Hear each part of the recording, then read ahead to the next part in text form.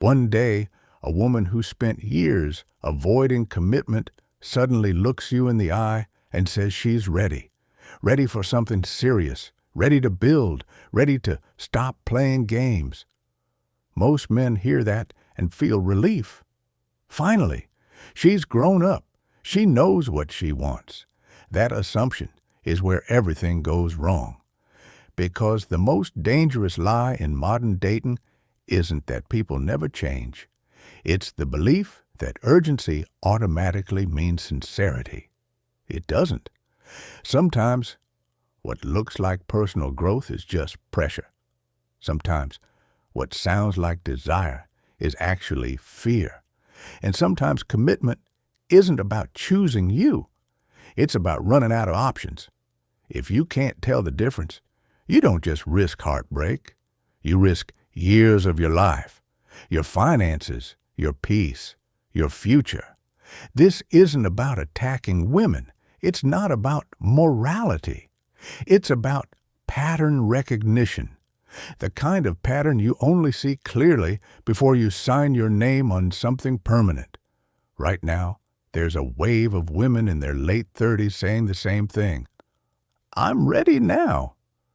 The question you have to answer isn't whether she wants commitment. It's why she wants it now. And the answer changes everything. What happens after 35 isn't subtle. It's structural. And once you understand it, you stop hearing romance and start hearing pressure.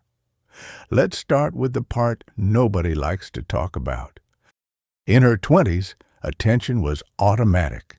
Messages, matches, invitations, options, validation without effort. That environment shapes expectations. It teaches you that you can wait, that something better might be one swipe away, that there's no need to settle. But markets don't stay stable forever. By the late 30s, the landscape looks different. Not because she became less intelligent or less worthy, but because the dynamics changed. The men who once chased casually now have leverage. They have resources, status, time, and access to a wider age range. Biology pulls them in a different direction, not out of cruelty, out of probability. So the pool shifts. The men showing up now aren't the same men from 10 years ago.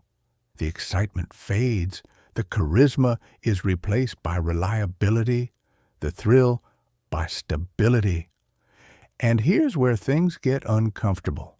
If you tried to date her years ago and got ignored, dismissed, or discarded, but now you're suddenly exactly what she's looking for, you need to ask a hard question. What changed? Did you transform overnight, or did her alternatives disappear? Because deep down, she knows the answer, and that awareness doesn't vanish after marriage. It sits quietly.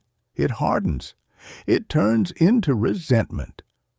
Settling doesn't feel like relief forever. It feels like loss. And loss looks for someone to blame. That's when psychology steps in.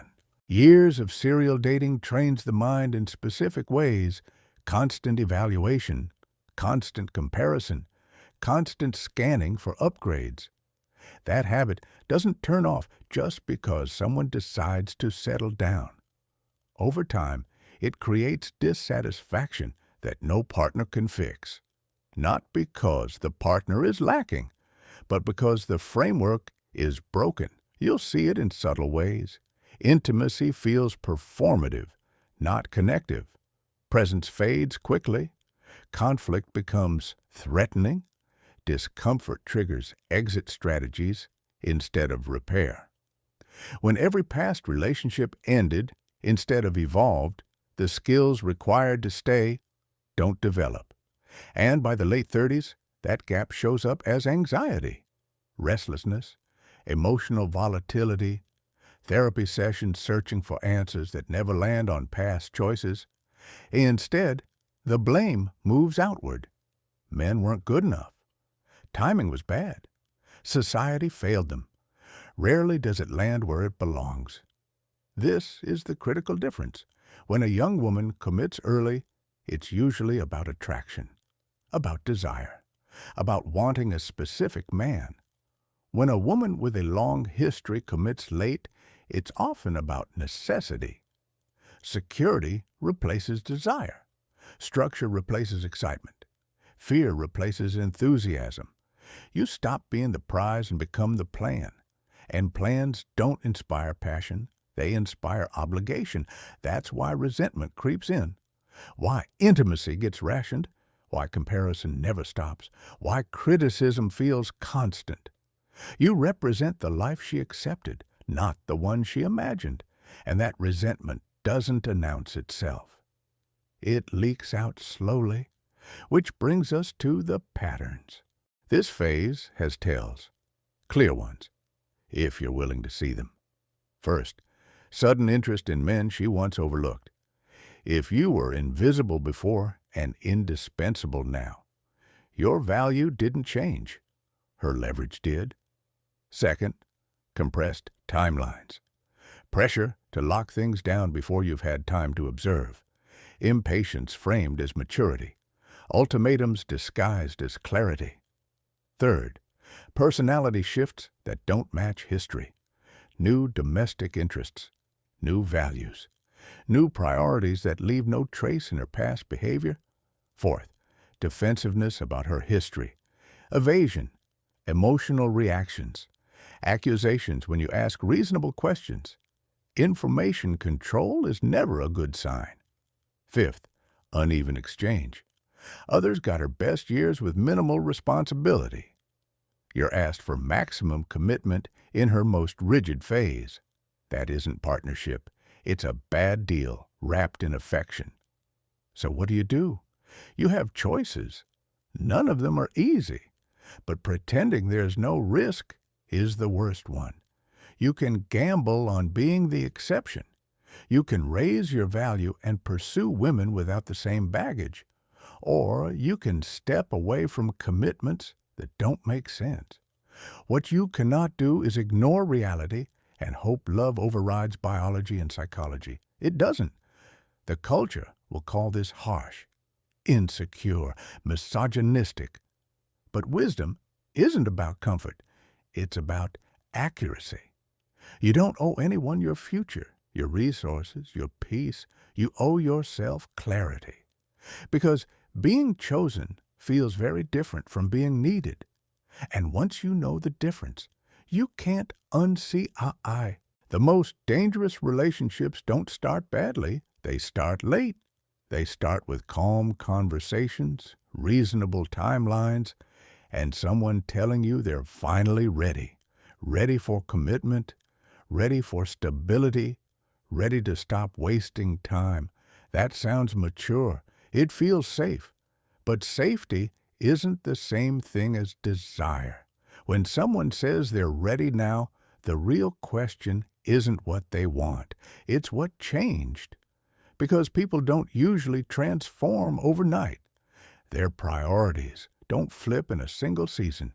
What changes fast is pressure, time, leverage, options. Urgency feels like love until you understand where it comes from. Real attraction is patient. It unfolds. It doesn't rush you into decisions before you've had time to see who someone actually is. Pressure does the opposite. It pushes clarity before connection. It demands certainty before trust. And here's the uncomfortable truth most people ignore. Not every commitment is a choice. Some are a deadline to avoid being alone, a deadline to secure stability, a deadline to lock something in before it's too late. That kind of commitment isn't built around you. It's built around fear of running out of time. And when fear is the foundation, resentment eventually follows. That's why some relationships feel heavy even when nothing is technically wrong. Why affection feels conditional. Why intimacy turns transactional. Why you feel like you're being managed instead of wanted. If you feel pressured instead of desired, that's not an accident. It's a signal that you're being evaluated as a solution, not chosen as a person. And if you ignore that signal now, you'll spend years trying to fix something that was never about you in the first place. Late doesn't always mean wrong, but late without honesty is where the real danger lives. They hear reasonable explanations. They see good behavior. They convince themselves that time will smooth the edges and commitment will unlock a better version of the relationship. Hope feels responsible. It feels optimistic. But hope is not a strategy. Pay attention here, because this doesn't show up early. It shows up years later. Not during the honeymoon phase, not when everything is new and polished.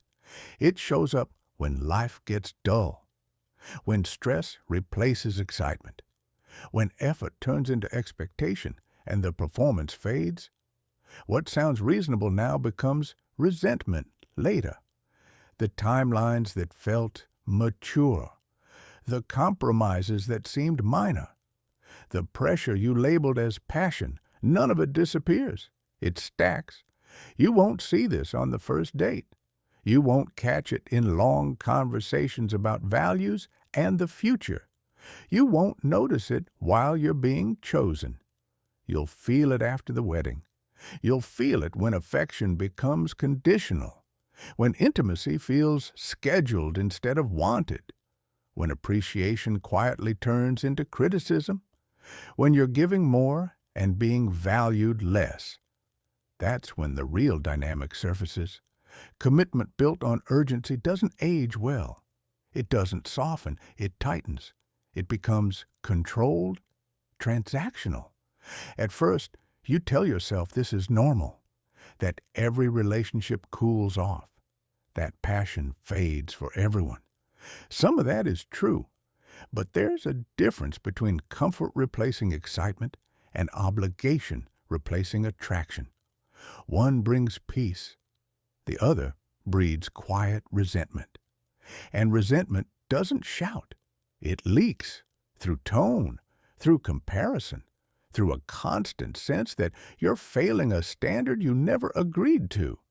If this feels familiar, it's because you already sensed it. Most men don't fail from ignorance. They fail because they ignore the signal and commit anyway. And once you commit, hoping it gets better stops being harmless. It becomes expensive.